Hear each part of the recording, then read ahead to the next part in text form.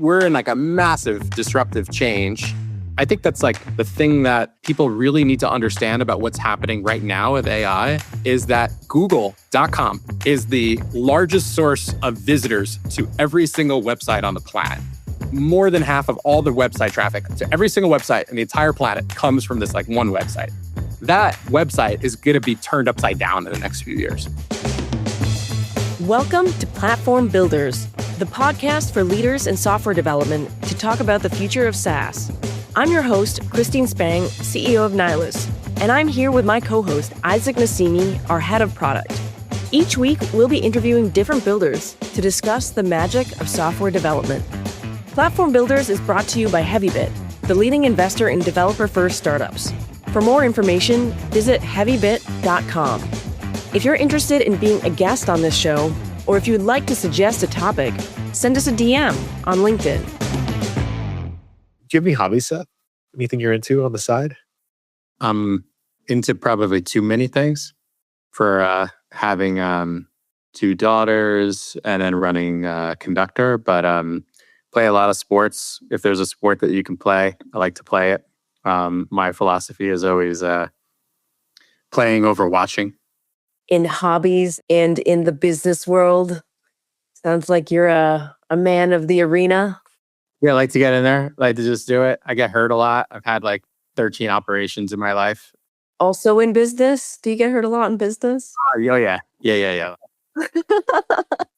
So a lot of sports. Became pretty big into pickleball, which I love. I started playing during the pandemic, 2020. Does it live up to the hype? Oh yeah, it's amazing. Wow. Okay. Unbelievable. It's like sports chess. Huh. It's awesome. Maybe I'll have to try it. But do the neighbors of your pickleball court send in noise complaints?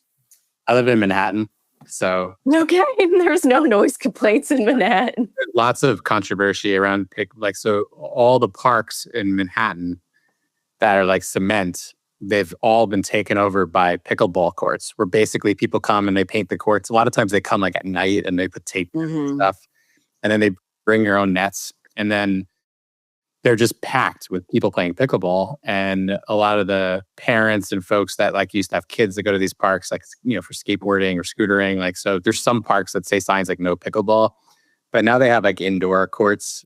So that's like less of the dynamic. But yeah, like I got pretty hurt about a year or so ago where I couldn't play sports. So then I picked up like a terrible hobby of like collecting sports cards, which I don't know if I'm proud of or ashamed of. That sounds like the adult version of Pokemon cards. Yeah, pretty much expensive version of Pokemon cards. But it's sort of fun. It's like I used to do when I was a kid. So I like to live all that stuff out. So Isaac was telling me that you have some pretty crazy stories from the history of Conductor. And while we were talking about getting hurt in sports and in business, it sounds like you sold your company to WeWork and then you bought it back. Tell me more about that. What happened? So yeah, we had a wild journey. We had a all company meeting yesterday, and we do like anniversaries. Like for employees? Yeah, it's like this guy's been here for 6 years. We've been here for 9 years. They put mine up yesterday and it had 20 years with like a squiggly line. So I'm 42, but I guess technically like the very, very, very beginning of the company started when I was like 22. It was like a project, and when I was finishing college. So it's been a long time, but the business is on like its fourth generation. It's like got nothing to do with where we started.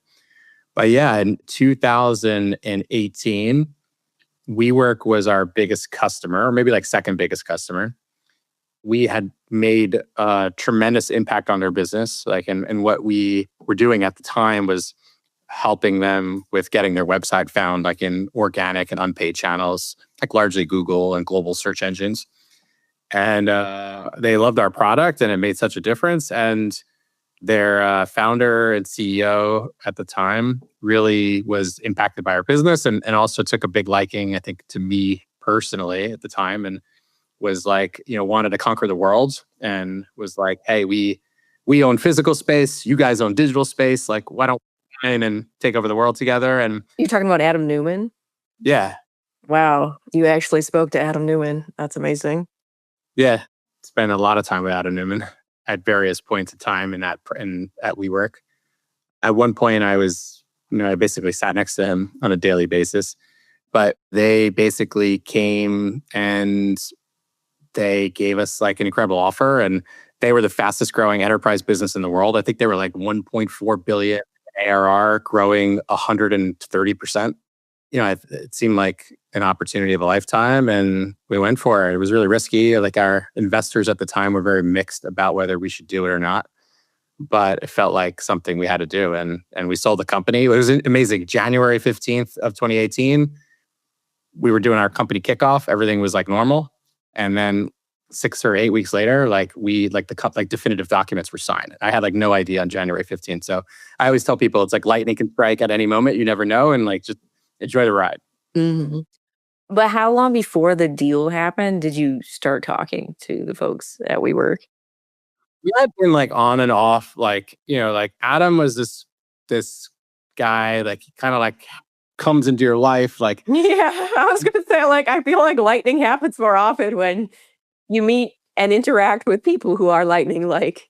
yeah, and it's not always the best kind of lightning. Like, comes in like it's like the number one priority, and then gets your sort of engine spinning, and then just completely vanishes. Right, like that was Adam's style. So it wasn't the first time we had a conversation, but it didn't seem real to me. But then one day, yeah, I went to his office and we sat down together, and he took out a piece of paper and mapped out a deal. I still have the piece of paper, actually, and it happened very fast. And like we literally, like, from when we signed a term sheet to when we sold the company, it was like 2.5 weeks, right? Which was like, we had hundreds of shareholders. It wasn't an easy deal. Like, we moved very fast. Yeah, that's wild. Yeah. And then we bought the company back literally like 20 months later. Wow. I mean, what happens in those 20 months? A lot of stuff. I mean, it was a roller coaster. We could probably spend all of our time talking about that. But we joined the company, and we had all these big aspirations of like leveraging WeWork's customer base to grow the Conductor business, none of which actually ever manifested. And it ended up going from like, had a board of directors, and we had like good governance, and we were like nearly profitable, and the company was like actually doing like the best that it ever done before. And we joined WeWork, and it was like the Wild West, right? Like there was like, I literally was like the only person that anyone at WeWork knew at Conductor. And every employee got like a credit card when we became employees. That was like a $10,000 limit Amex card that nobody who worked at Conductor actually can see what anybody spent on these credit cards. But it was like for like T&E and things like that. So our expenses got really out of control. We went from like drafting off of the work that we had done before we sold the company, where we actually had some really, like, the first year was like, we did phenomenal. But then all of the overhang of being like the small company part of WeWork just really started to make it really difficult to run the business. I'll give one moment where it was the end of 2018, and we had a meeting with Adam and Artie, who was the CFO and was my direct manager. Great guy, and we had like our best year ever. And we were like, I was so excited. We had best year ever. We beat our goals, and I remember like Adam's like, no matter how fast you grow, you will never have any financial impact on this company. That's supportive. That's some managerial motivational talk there. Like, His goal was always to get me to leave Conductor and to join like WeWork properly, and okay. you want me running the company. And but thank God I never took the bait, because the day after Adam like resigned, pretty much anyone who would have been me if I would have went over and worked for Adam, like fired, like 100 people got fired the next day. And then that would have actually precluded us from buying the company back. So I stuck with Conductor and never left. And I stuck with what I believed in, and turned out to be like one of the best things I ever did. How did you message this to the employees through this wild ride? That must have been nuts. Most people had no idea what was actually going on. I'll give you one more crazy story, which is like, so we sold the company, and it was like, you guys need to be, I think we were like 30 million in ARR or something like that. And we're like, you guys need to be like $1 billion in 3 years, which in the physics of a SaaS company, that is like impossible, right? You can't like grow that fast as a SaaS company. That's not how it works. So, but we were all like, okay, let's go and like figure out we can like get really big, really fast with like unlimited capital. We can buy as many companies as we want. We can do anything. So we're like the whole exec team, we're all like kind of like figuring this out, trying to be like super ambitious and think bigger than we've ever thought before. And then like 2 months later, I'm on a plane with Adam. We're going to like some opening of a building in LA. I didn't even know what we were doing. And he sits me down with this guy who just joined a company from Amazon. And he's like, Seth, we think we should sell the Conductor business. And he's like, I think we think we should sell it to Salesforce. And we should keep all the good people and all the engineers and all the good employees. Anybody that you want has a job offer. We're going to stay. And then, we're going to sell the business. And Mark Benioff's coming to the office like on Tuesday, and we're going to like pitch him on the business. And I like, my like whole life sunk out of me. Yeah. I would imagine it's like the near, not as bad, but the equivalent of like watching like some tragedy happen to somebody that you like love, right? Like everything got sucked out of my body. Couldn't even talk. And then I just fast forward, like we're in Adam's office like 4 days later. I'm waiting with the deck to present Conductor to Mark Benioff. Mark Benioff comes in the room. The Conductor slides are on the TVs. Adam's in the room. Doesn't talk about Conductor at all. No mention of Conductor. It was very clear he didn't want to talk about Conductor at all. Never brought it up ever again.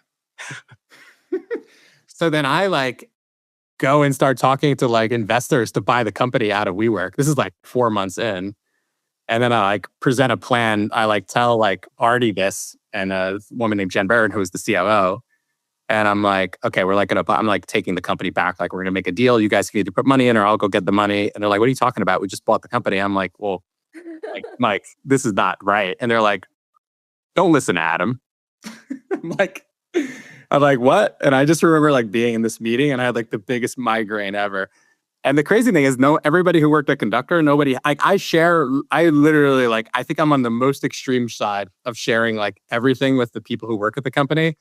But there's some things obviously you can't share. Like it's like sort of like not shareable because it's like, it's like, what actually is it?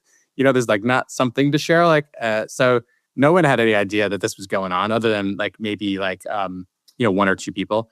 But yeah, that was the roller coaster. So, everything happens, for a reason. And we ended up buying the company back. And that was definitely one of the best things that ever happened at Conductor was doing so. I can't believe that all happened end to end in 2 years or less. Yeah. I mean, that was just the first few months. We, on December 16th, 2019, like we started Conductor Founders, Inc., which was the new entity that acquired the Conductor business. And we had every single person who worked at Conductor at the time.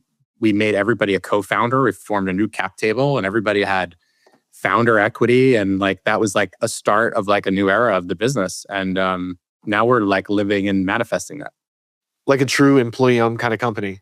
Yeah. That's awesome. So this is really interesting timing because it's December of 2019 is what you said, right? So at the same time, you've got a complete kind of reset of the business for all of your employees. As your employee-owned now, all this kind of stuff happens. COVID starts. Like, what was the strategy change? Like, I'm sure there was kind of like a what now kind of moment for every single person working in the company. Yeah. Well, the company had gone through like pretty severe trauma, I would say.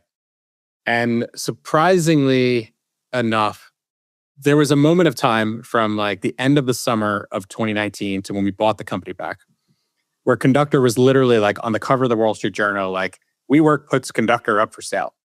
I found out that we were going up for sale by one of the people who work at Conductor, not like coming to my desk and telling me. And she's like, everybody in the whole company is talking about it.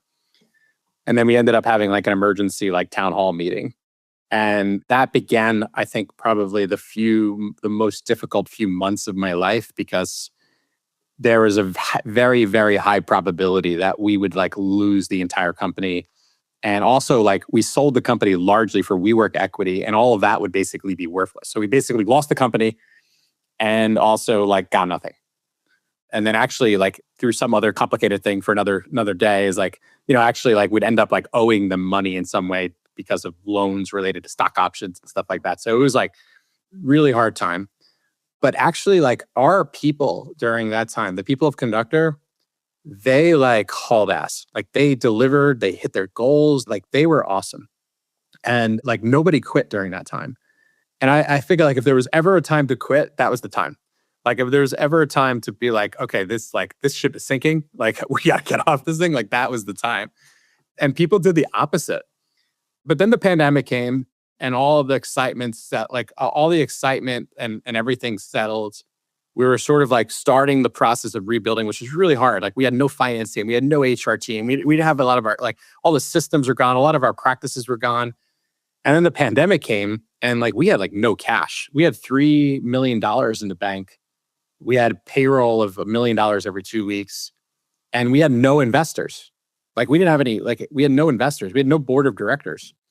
So there was nobody to call. And if you remember in the beginning of the pandemic, it was like, customers are never going to pay you. Like I remember I had people calling me and they're like, you should fire a lot of people right now because the government's going to make it so you can't fire anybody, right? Like that stuff people were telling me. And of course, we didn't do that. And we figured out a way to, get through it. But that was also super challenging. And then, then 2 years later, we sold a quarter of the business to a growth equity firm. And we raised over $120 million and at about a $500 million valuation. And we were in Times Square, like in front of like the NASDAQ sign with big Conductor logo on it. And we were like, taking that picture in that moment when pretty much like most of the time before that, it seemed like we were not going to see the next day. I used to have a full head of hair at that time, but then you've sacrificed so much. I want to ask, because you've gone through all these different stages of the business. And I mean, we're all product people in one way, shape, or form, right? We sell a product and our businesses are products if we're SaaS companies. How has your product evolved? Like what have been those big milestones for what your product does and how it's perceived and how you sell it throughout all of these life cycles going up all the way to now? Yeah. One of the things we talk about with our customers all the time is our innovation commitment and philosophy. And what that means practically is a lot about where we put our capital as a company. So I read this book years ago called How Will You Measure Your Life? It's like this hybrid like business personal book. And one of the things it said is like your priorities in business are only measured by where you put your money. Like you can say whatever you want, but where you put your money. So I always took that really seriously. And we basically started something like 7 or 8 years ago where we put like every dollar we get from our customers back into innovation, R&D, data, infrastructure, product development. We actually have just about the same number of salespeople that we have today than we did like 7 or 8 years ago. And our thinking was that if you can invest in building an amazing product, and last year we actually launched our first trial of our product, so you can actually use our product without talking to anybody. And then we make a great product and we make it available to people, then, that will like win in the long term. Because ultimately, like the world is going to move to a world where like, if you do something better than someone else, then you're going to eventually be the leader. So we've been iterating and innovating on our product very, very consistently for years. Like even through that whole WeWork journey, like we were pumping out features and changes. And we often show the product to people and they're like, oh yeah, we saw Conductor like 3 years ago. Like I know what Conductor's like. And then we're like, you should look at the Conductor product. And then they look at the product and they're like, this is like completely different than the product we saw 3 years ago. I'm like, yeah, what are you expecting? Like we got like 100 something people building software every day, like making this thing better. It's going to be remarkably different. But I'd say thematically, just to maybe more generalized and answer your question, like when we started the Conductor product in like 2011, it was about giving companies a base layer of information about how people find them on the web, how their websites are performing from a sort of external perspective. So are their websites technically strong? Do they have content? Is their content good or bad? Does the content line up with the kinds of things that customers are looking for? And then there was a lot of infrastructure that we had to build because we had to learn how to crawl the web. We had to learn how to crawl search engines. We had to get all this data, but then we had to build like a layer on top of it where people can interact with the data. And then we also had to turn it into something that was insightful. So it's been like 10 years basically building I think like the industry would refer to as like an enterprise SEO platform. And it's this set of capabilities that help really large companies which manage their global presence. And SEO takes on a lot of different meanings. When you think about what SEO was, it was like, do you know what people are looking for? And do you have good content and do you have a good web experience? That's a big problem to solve.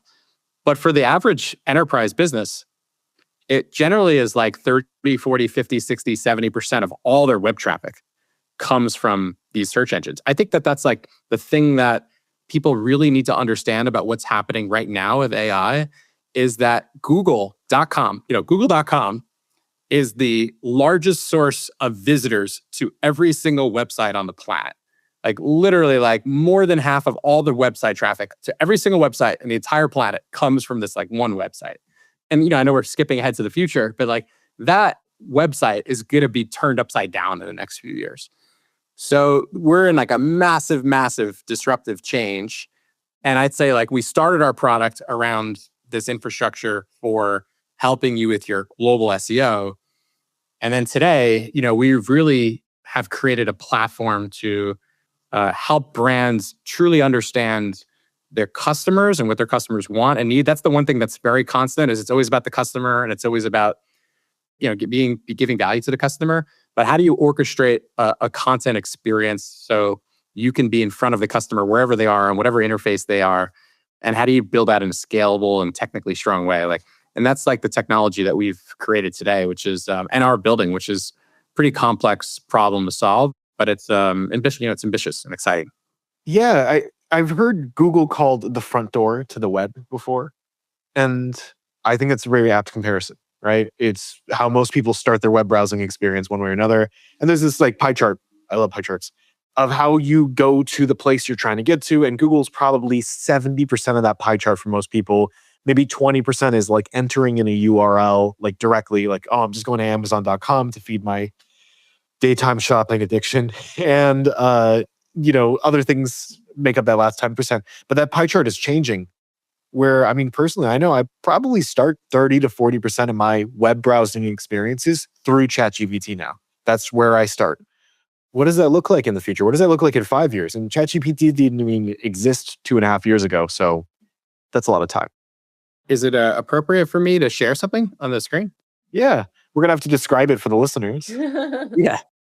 This is not like drawn to scale, but this is how I believe the world is going to change. And not because I'm some kind of visionary, because it's pretty damn obvious, which is that people used to spend a lot of time on websites, spend time engaging in the world of ads or interacting with ads. Ads is still a great way that people drive traffic to websites.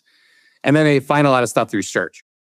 And a huge amount of the buyer journey, the customer journey, like how people just spend their time figuring stuff out is going to be living in these world of these AI interfaces. It is like so obvious. It's so much better, so much faster. Yesterday I sat with one of the largest luxury brand product companies in the world.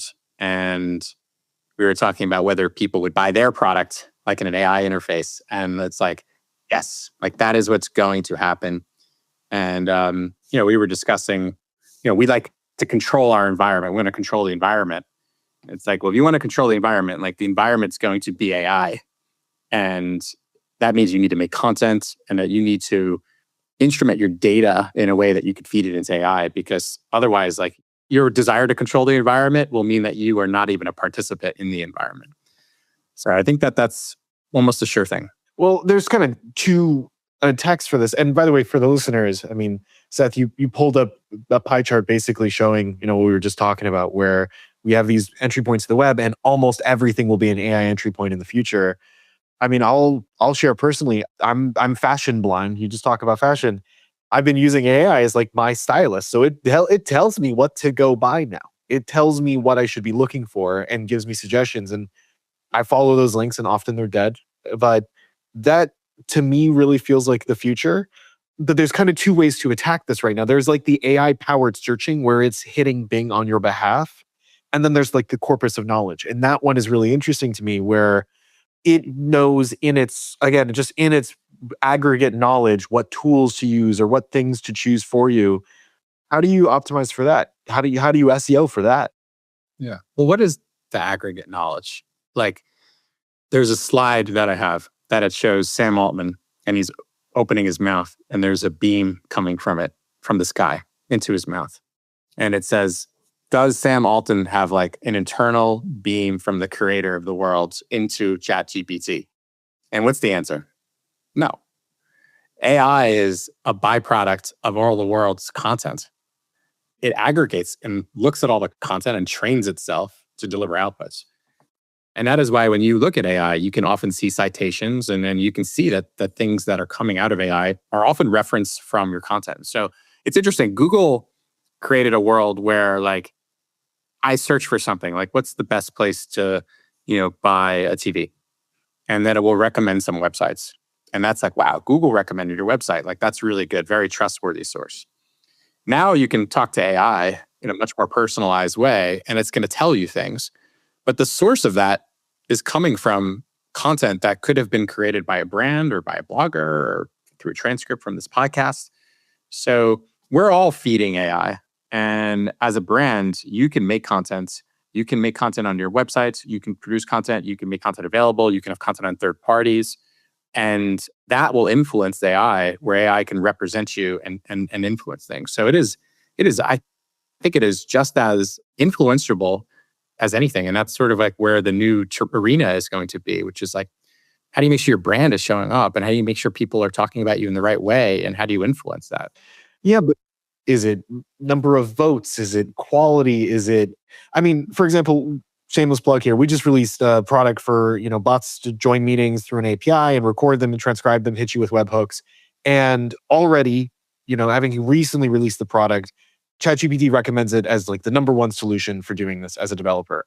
And it's not like we have a ton of Stack Overflow posts that are answered already with that content. It just found the content and realized, and it's in the corpus of knowledge, and it's just realized that it's the right tool.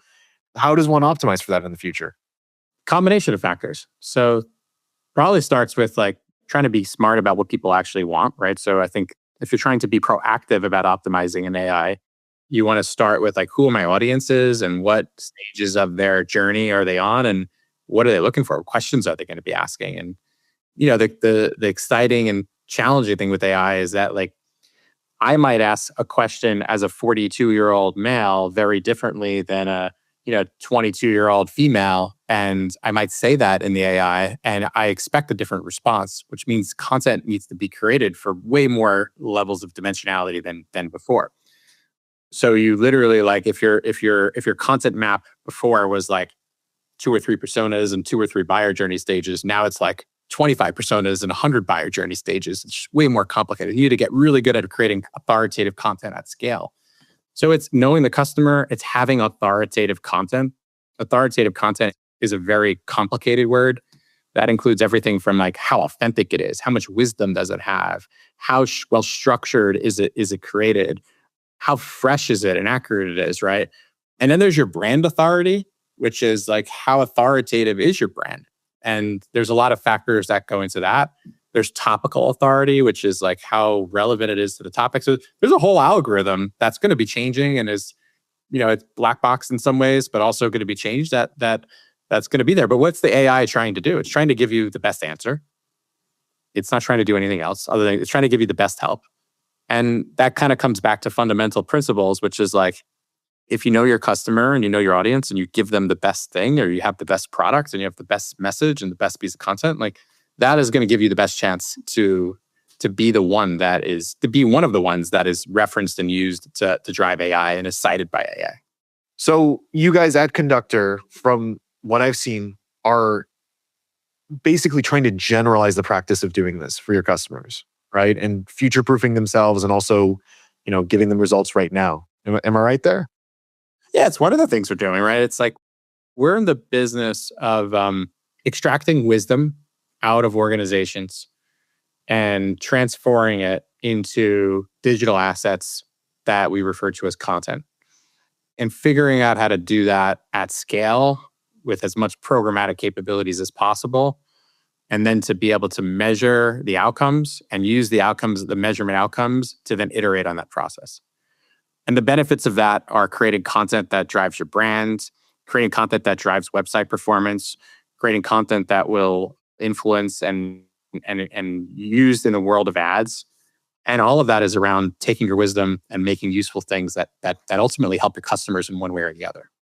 So yes, AI visibility is a big component to it, because if that's where people are going to be spending their time, then you need to manage your brand in AI. It's not going to just, manage itself. So there's like a lot of companies out there that have these base models and also kind of entry points into AI. Is there like an equivalent of, let's call it page rank for AI that people are kind of circling? Or is it every single one you have to optimize for separately right now? I mean, I think the practicality of it was, it's kind of like, when we started our business a long time ago, you had Yahoo, you had Bing, you had Google. Yahoo sort of went away. There's lots of search engines, but no one had a search engine specific strategy. So the reality is that AI interfaces are going to be everywhere. Like there's going to be the big hubs, right? The ChatGPTs and Geminis and clouds and all of those places. But there's going to be probably an AI interface like everywhere. Like, and every sort of application, there'll be an AI interface that uses content that's living in learning models. And you're going to need to have just a holistic content strategy that is based on the intent stages and the audience types and your products and all of that, and have a really thoughtful way to publish that content. Today, that could be publishing on your website, that could be publishing on third parties, that could be getting third parties to write about you or to create content around you. In the future, that might live on like MCP servers or places where you just have data stored just to feed into the AI. But I don't think there's going to be like engine-specific approaches, because I think they're all going to be different. And I was just talking with our chief product officer this morning, and our engineers have been doing this testing on AI systems, and you literally could take the same exact query into the same exact API for the same exact LLM and do it 10 times in a row in 10 seconds. And each result is different. So not only does the matrix have each different provider or LLM, but it's also it's got its own non-determinism. Yeah, and I mean, there's going to be so much to learn about this, right? But it's almost like we were talking about whether, like, is there an aspect to AI where it wants to give everybody a chance? And maybe that's how it learns on its own, right? Like, so that's why we get 10 different responses. So will 10 responses merge into one over time? Or will it always be there? So that's why it's always going to be like, you're never going to be able to get your hands fully around it like you may have been able to get like Google search. So you have to have conviction into your strategy and have conviction into your resources and your capacity, and really sort of trust the process in a sense. And we're going to be able to do as much as possible to measure things, but there's going to be some element where it's impossible to measure, right? Like people might search buy sneakers in Google, and that might get 150,000 searches a month. But AI is going to have like that stemmed phrase is going to probably turn from like a 2-word phrase to a 20-word query.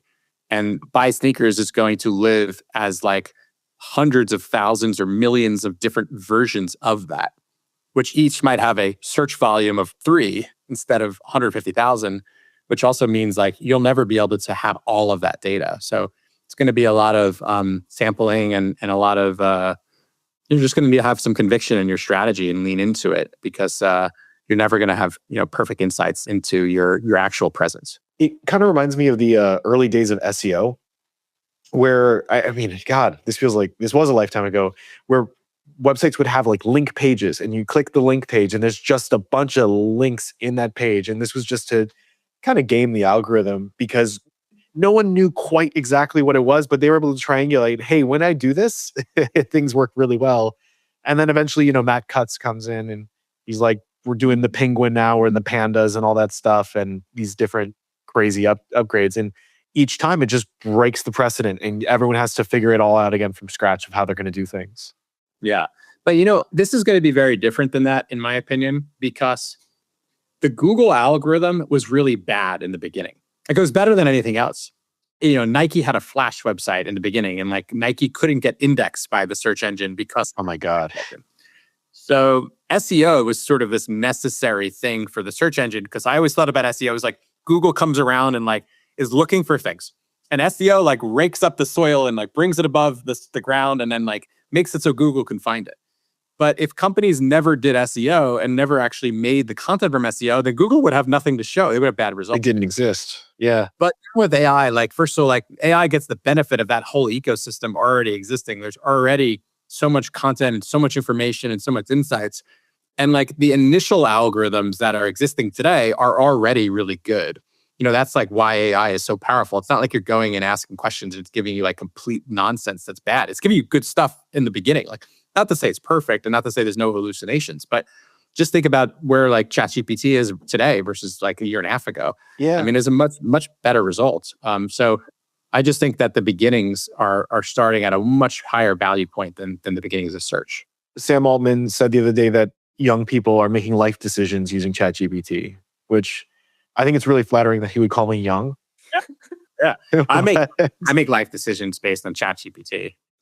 I mean, I could give you like all kinds of examples, right? But it's just like I'm in a constant place of making life decisions using AI, right? I think that there's too many things that you have to make decisions about these days to not use that, right? Like your throughput of things that you can just get done when you kind of outsource the problem and trust sometimes it's going to get it wrong just goes through the roof. It's kind of like people went from, I always like in our annual conference, I always like to talk about where the world came from. And it's like at one point, like you waited online and you talked to the village oracle or chief and you got like some advice. And then like search came along, right? And you got advice for like a lot of stuff in your life. And it was like a huge exponential change. And now with AI, like that's happening again where life moments and life decisions you're exponentially asking for help and getting information with way more things than even you did with Google search so that just means that the opportunities for brands and businesses to basically insert themselves in the brain of people is even greater because the brain is now expanding to more opportunities. But that also means that, again, coming back to like the practicality of it for a B2B company or a B2C company or just a business, they need to create a lot more content so they can get into those brains. Otherwise, like, they're at risk of someone else doing that. We're nearly at time, but I have one question I want to ask. It's a bit of a personal question around this stuff because you've got kids and it sounds like they're on the younger side, right? 12 and 15. Okay. So I think the perfect ages right now. How are you guiding them on using AI tools, as they're growing up and they're about to start to hit the professional world pretty soon in a couple of years, right? Yeah, I think I've taken a real turn on this. The hard part with kids is like you want them to get these foundational skills. It's kind of like you want to learn math before you start using a calculator. Yeah. You can press 2 + 2, but if you don't actually understand that it's 4, just see the number of that. So that's the spectrum of things, right? Is having those fundamental skills. So I still think it's super important to know the fundamentals and read and do your own writing and all of that. But I also think that I said this at a Conductor all-company meeting yesterday, which is I feel this incredible sense of responsibility that if we don't level all of you up, you being the people who work at Conductor, with the capabilities to use AI as a true partner in everything you do all day long, then at some point when you leave Conductor and you go into the world and look for something different, that you will be at a huge disadvantage. And that you are going to need to these skills to be successful. And I feel that way very much for my own children, which is they have to learn the fundamentals. But if they don't know how to take advantage of these capabilities and use them, not as a way to cut corners, but to provide exponential outcomes, then I think they will also be at a disadvantage. So it's definitely finding that balance, but I definitely embrace it. So like, for example, we're like working on like writing something. I'm like, use AI as your research partner to get ideas. But then take your pen out and like write something down like from your brain and see what that comes out with. And then try to put those things together. That's a responsible middle ground. I really like that. Also the point on employees and, making them marketable in the future as well, so that it's skating to where the puck is going, I guess. Well, Seth, thank you so much for joining. We'd love to have you on again soon. Absolutely. See you all. That's all we have time for today. If you're interested in being a guest on the show, or if you'd like to suggest a topic, send us a DM on LinkedIn. This show is brought to you by Heavybit, the leading investor in developer-first startups. To learn more about Heavybit, visit heavybit.com.